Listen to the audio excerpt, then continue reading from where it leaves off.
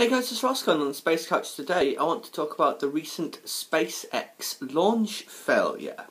So on Sunday, a week ago, SpaceX launched the CRS-7 resupply mission to the International Space Station. Standard run-of-the-mill operation by number 7. You can tell they've done it several times before. Cargo, obviously, fresh supplies for the astronauts, some student experiments for them to work on. There was some equipment for Planet Labs due to go into orbit, a pair of Microsoft HoloLenses, and a new docking port for the International Space Station to help prepare it for the arrival of the Dragon 2 and the CST-100 once they're certified. Now, 2 minutes 18 seconds into that flight, it exploded, sadly. Just before first stage separation, there was going to be another attempt at a landing on a drone ship. Obviously that never happened. Total loss of the Dragon and the Falcon and the cargo. Appears to have been some kind of overpressurization event in the liquid oxygen tanks, I believe. But that is all that is known at the moment.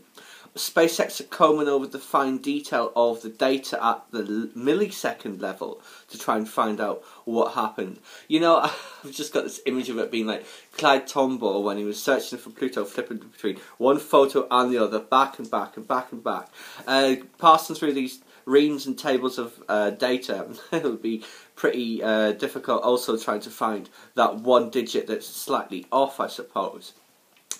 So, indeed, not a great birthday for Elon Musk, sadly. I mean, that is, however, all that we know about what happened, and I'm not a rocket scientist, so I'm not going to make any kind of wild speculations as to the cause. I do, however, have every confidence that Elon Musk and SpaceX will find that cause, work on a solution, and return to flight. I mean, SpaceX would be able to do that fast as these things go, because they're not some giant bureaucracy like NASA or some military industrial behemoth like the United Launch Lines where you can't get anything done due to corporate inertia. So, one other thing you should also bear in mind, Elon Musk, you know, if the smartest guy on the planet on your side, he's going to find out cause. Can you just imagine what it must be like at SpaceX HQ in Hawthorne at the moment? Talk about heads rolling, especially if you've read that recent book about Elon, of course. Now, I tell you what could very well happen though because of this launch of this vehicle. Could give some of the more opportunistic politicians in the United States the cover that they need to try and cut their commercial crew funding again.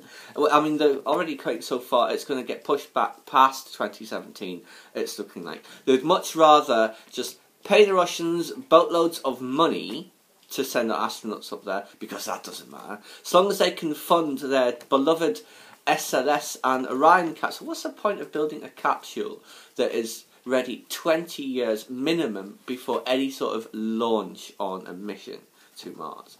It does not make any sense. But like I said, expect to perhaps hear some noises about that sort of thing. Like, oh, spaceflight, it's too difficult for commercial companies, let's just do it ourselves.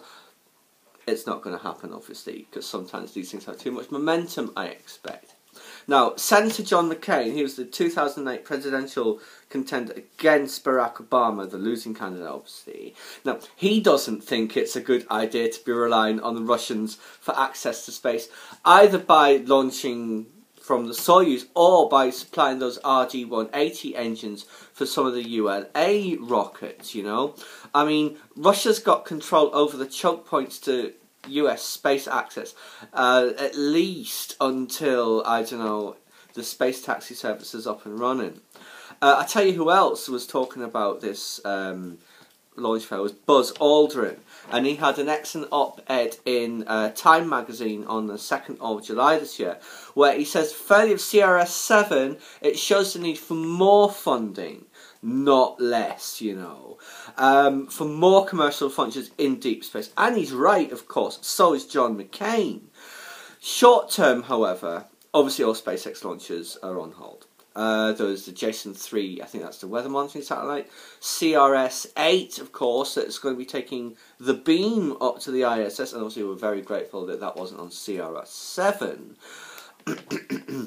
There's numerous others. Also, the in-flight abort test, for instance, I believe that's now been moved to Kennedy from Vandenberg and pushed back to 2016.